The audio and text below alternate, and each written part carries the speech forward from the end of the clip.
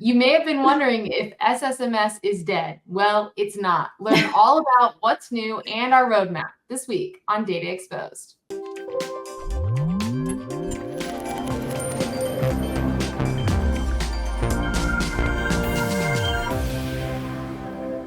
Hi, I'm Anna Hoffman, and welcome to this episode of Data Exposed. Today, we're joined by Erin Stellato. Erin, thanks so much for joining us. Thanks for having me. Always a pleasure. We've been having you on the show for actual years. But today we're going to be talking about what's new in SSMS and the SSMS roadmap, which is a very exciting topic, which I think everyone will want to know the latest and greatest and also what you have planned. Before we get into it, I'd love for you to explain to us, how do our tools work together? What all goes into SSMS? That's a great question. SSMS and a lot of our other tools, so not just SSMS, Azure Data Studio also falls into this.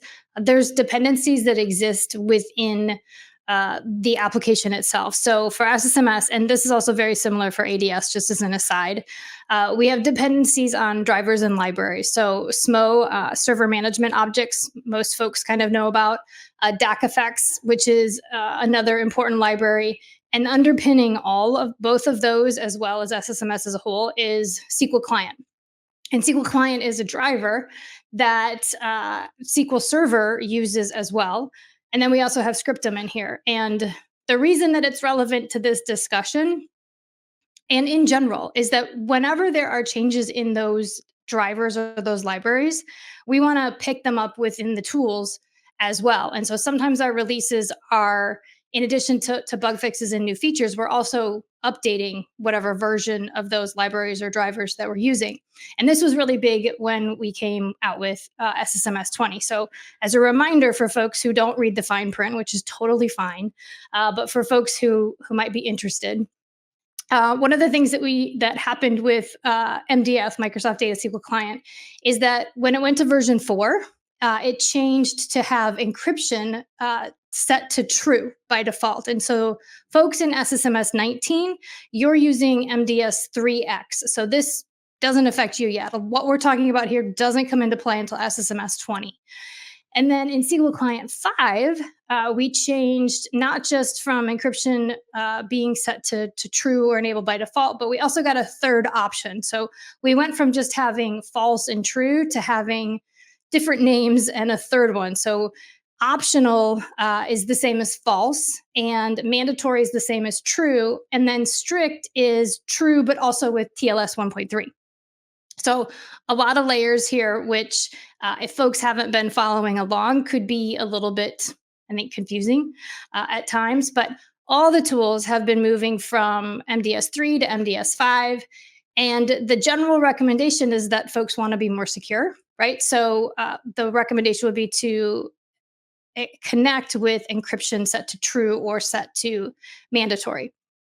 And then there's additional little piece of additional option here that folks have probably seen, which is this trust server certificate option.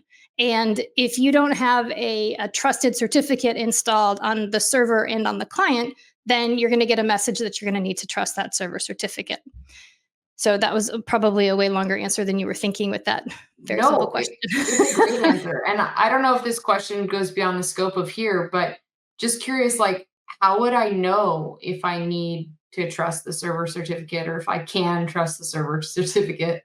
That's a really good question. The answer ultimately lies with your administrator, your database administrator, your server administrator. They're the person or someone at your company, but hopefully it's that person works with whoever to make sure that you have a trusted certificate and that it's installed on the server. So a lot of general SSMS users wouldn't know that unless it was communicated to them. And what will happen just leading into SSMS 20, which we GA'd back in March, and we had a 20.1 release in April, is we picked up MDS 5. So now we have encryption enabled by default. And that alone, right, aside from your question about whether I should trust server certificate, that change alone going to encryption set to true by default is what we have defined as a breaking change.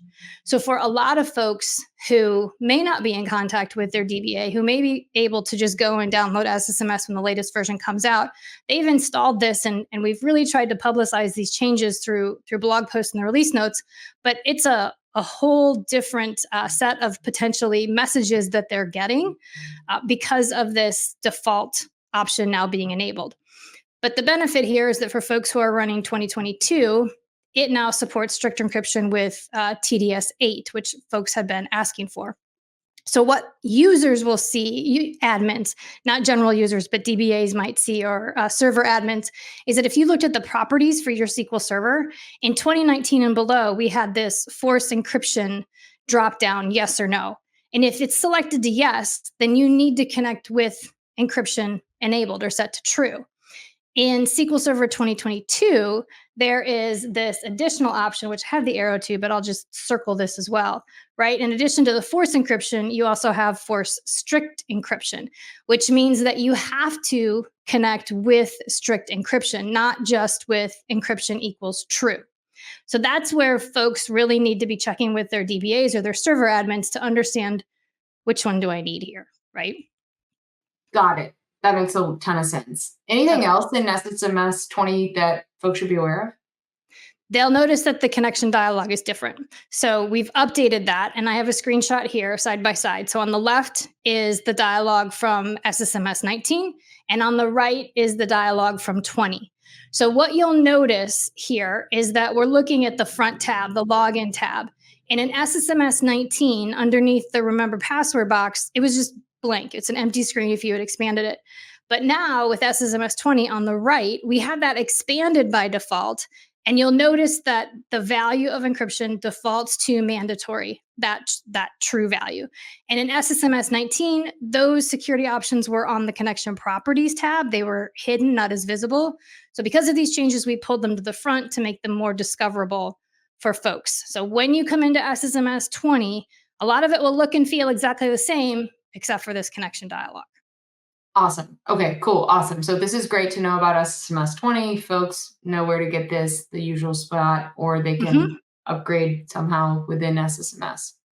Yes. And so we've got, I put some links here at the bottom. I know you'll probably put them in the show notes as well, but we have a page specifically devoted in the docs to these changes within the connection dialog, and then also information just about SSMS 20 and what's next as Awesome. well. Available. Cool. Easy enough to remember. Okay. So then the burning question that people Yeah. are wondering is like, are you guys still investing in SSMS, and what are you going to do next? So I'd love to get your take on that. Right. So the popular question is SSMS is dead. It's deprecated. There's no investment. I believe I've seen the word abandoned or abandonware out there, and we are definitely not abandoning SSMS 20, SSMS at all. So what we wanted to do in 21 was a big set of things, and we ended up breaking it out. So SSMS 20 is kind of a phase one of what we needed to do with that client change for MDS. 21 has a ton of stuff as well. The biggest being this migration to the Visual Studio 2022 shell. So this will bring some changes visually and behind the scenes, and we get to 64-bit. So folks have been asking for that for a very long time. We've heard you. A lot of things that we had to go through first, but we're finally getting there for SSMS 21. And then we are going to revamp that connection dialog. So we made some changes for 20 to support that the changes that we needed to make there. But we would like to redo that experience entirely, including the ability to save your connections. That's a huge thing that people love about Azure Data Studio, saving them and naming them, putting the things that people use the most, the properties that they use the most on that front screen, and then also improving the save password functionality. There are some folks who are very unhappy with some issues that they've run into there, which we completely understand. And so we'll look to improve that. And on top of that, we're going to update the installer and also provide the ability to do automatic updates. So rather than having to download SSMS every single time there's a new release, we are expecting to be able to make that update option available from right within the application. And then we're also exploring Copilot in SSMS. So we've got a feedback item out there for folks to provide input as to what they would really like to see in there. And for anybody who's interested, like what I really want to understand is beyond the NL to SQL and the prompting scenarios, like what else would you want to see within SSMS for Awesome. Cool. Well, this Copilot? is really exciting to see a roadmap for SSMS and all the great things the team is working on. For folks who are wondering, like, how does the team decide what goes into SSMS next? Ah, it's a combination of things. The first is what do we really need to do? So the driver updates, library updates, those are typically things that we want to do because they're affecting SQL across the board, right? But then things like the Visual Studio Shell, that's something that we've been needing to do for a long time. That uh, is now is the time for us to do that. But related to the connection dialog, the installer, the updates, you heard me mention folks have been asking for that. And so there's the feedback site, the aka.SQL feedback. When you go there, it looks pretty general in terms of SQL, but there is a category specific to tooling, and that is feedback that we look at on a regular basis. And so we look to see what people are putting in as features that they'd like to see, and then if other folks are upvoting and commenting. So our currency is the votes and the comments to understand how many people within our millions of SSMS users want to see specific functionality. If we could do everything that folks want to see, that would be great. But as you've noted, we have to make some decisions, and that's where we go. Awesome. Cool. Well, Erin, thanks so much. I learned a lot about the roadmap and what you all are doing and what the team's doing. For our viewers, if you want to learn more, we'll put all the links that Erin mentioned in the description for you to learn more. And if you want to give us your feedback, you can vote. We're all about the voting process and giving feedback, as Erin mentioned. So we'll make sure we put links to all of our different feedback sites in the description. If you like this episode, go ahead, give it a like. Let us know what you think of SSMS 20 and our roadmap. And we hope to see you next time on Data Exposed.